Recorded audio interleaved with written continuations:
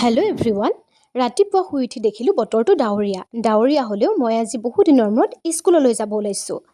School আহি পাই সকলোৰে খা খবৰ লোৱাত ব্যস্ত। আৰু এয়া হৈছে তুলিকা বা। তাই আজি কেইদিনমানৰ আগত বাৰ্থডে আছিল, কিন্তু তাইৰ বাৰ্থডে গিফ্ট মই আজিহে দিছোঁ। পিছে তাই গিফ্টটো পচন্দ হ'ল বুলি কোৱাত মোৰো ভাল লাগি গ'ল। স্কুলৰ পৰা ঘৰ আহি মই চিধাই ওলালোঁ টাউনলৈ বুলি। মোৰ স্কুটিখন বেয়া হৈ থকাৰ বাবে মই টেম্পুতেই টাউন যাব লগা হ'ল।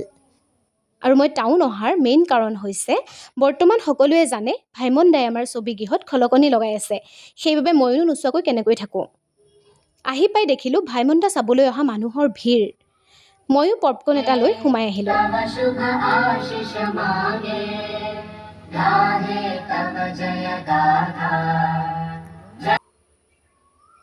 আমাৰ শ্ৰদ্ধাৰ ছবি নিৰ্মাতা মুনীন বৰাদেৱৰ বায়'গ্ৰাফীৰ মুভিখন আমাৰ লখিমপুৰৰে শশাংকৰ সমীৰ দাই সঁচাই বৰ ধুনীয়াকৈ পৰিচালনা কৰিলে। মুভিখন চাই চিধাই মই গ'লোঁ